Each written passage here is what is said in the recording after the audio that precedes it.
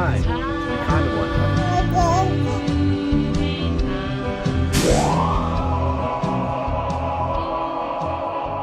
Hello everyone, welcome to Average Joe Watch Reviews, where we do more than just reviews. We have Caliper Mike back on the channel, and I want to welcome you guys to Average Joe Watch Reviews. If you're not already subscribed to the channel, please subscribe and also click a like. That is the most charitable way to help support the channel.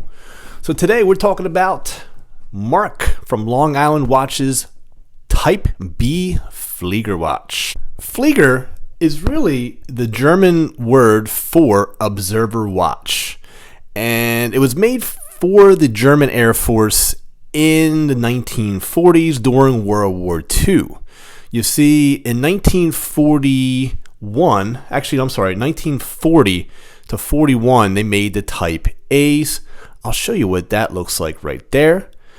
And then from 1941 to the end of the war, that's when they produced the Type B's. They had to have specific requirements, one of them being 55 millimeter in diameter. It also needed to have FL 23883, which basically breaks down to FL meaning flight, 23 equals navigation, and 883 was a code assigned by the German testing offices for aeronautics. So they also had to have a large crown so that the watch can be operated with gloves. Brigade balance spring is definitely another requirement. And these were also regulated and tested chronometers. So these were chronometer certified. And lastly, it had to have the long leather strap so that it could fit over the bomber style or the flight jackets that they wore. So 5 companies were chosen by the German Air Force to produce these watches for the German Air Force. With no further ado, we're going to dive into the review of the Flieger Type B from Long Island Watch. This is the Islander, 100 meters, sapphire crystal, very traditional. This one is sporting the NH35 movement, which is definitely a workhorse. Now, this particular watch came on the black leather, as you see here, with the Long Island logo there. Islander written on the inside. Very thick, by the way. Genuine leather. We'll get a thickness on this here. These are right around 3 3/4. So definitely thick. I actually have it on a Strapsco strap, which is right, just a tick below 3.5. So definitely a thinner strap, more manageable. It's got the rivets, and this one actually is the Hamilton version that the Strapsco has. Obviously, you can't call it the Hamilton, but it does have that H buckle, and these were actually made aftermarket for Hamilton. I thought this one really made the watch pop against the black, and I really have enjoyed it on this strap.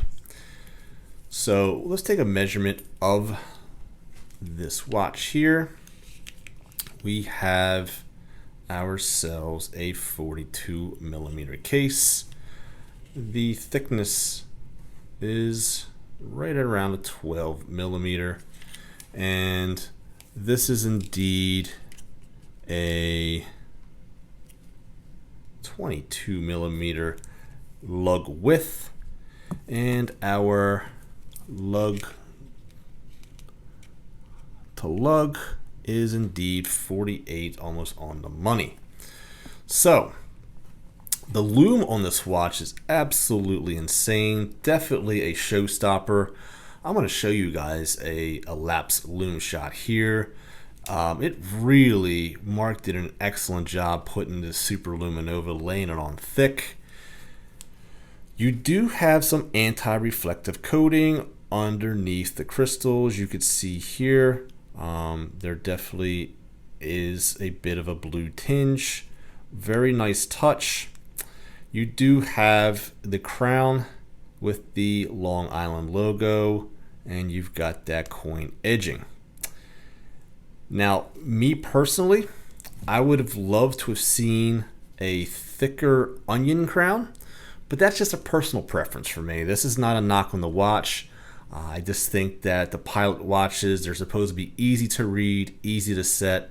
This crown here, when it's recessed in, because it is a screw down, you know, it is a, I don't want to say it's challenging, but I would just have loved to have had it more of a tactile feel with a more traditional onion crown. So, but this is very easy to operate. You take it out too, and you are now adjusting the time. It actually has a very, almost like a rubbery feel. It's very tight, and you can see that date change was just before 12 o'clock. But there's a somewhat of a quality feel to this movement of the crown. It's not very loose. There's definitely a tightness to it. But it does kind of feel like it's like, I don't know how to explain it, but it's like almost like a rubbery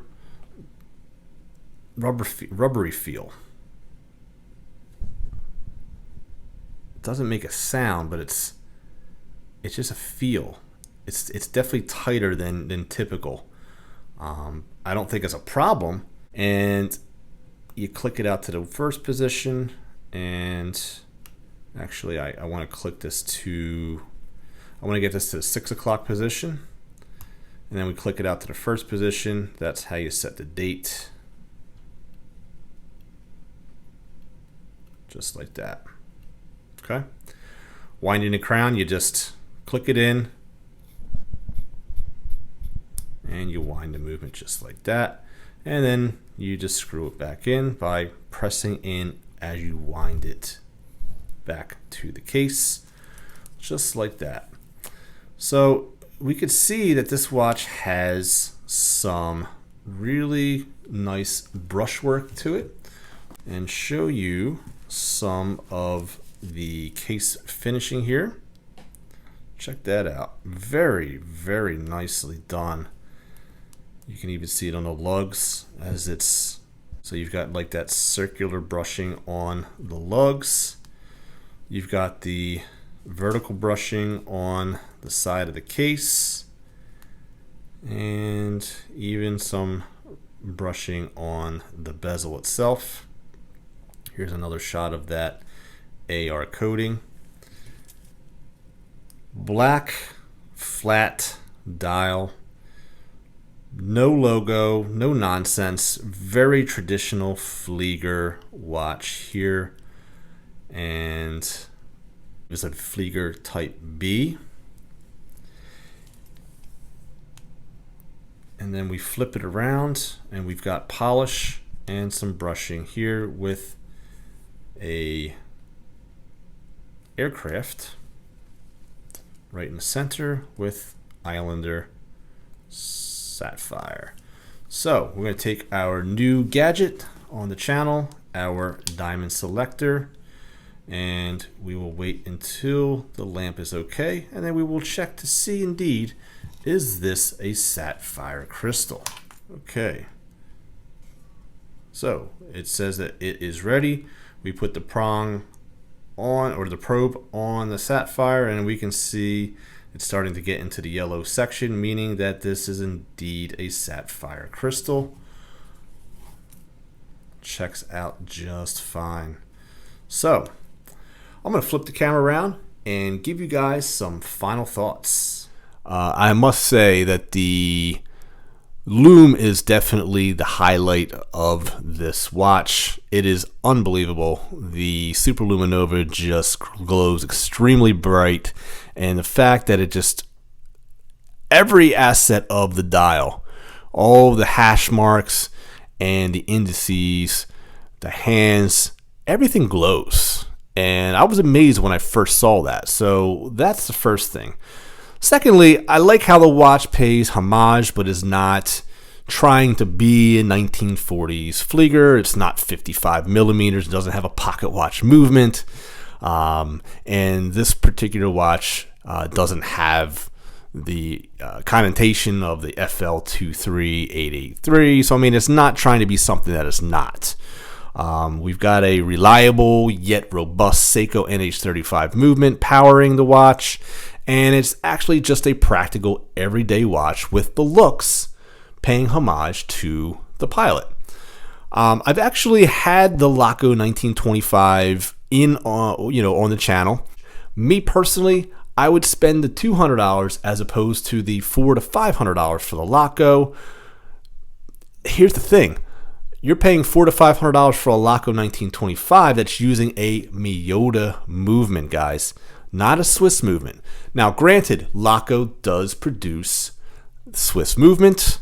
They also were one of the 5 companies that were picked in the 1940s to produce these watches.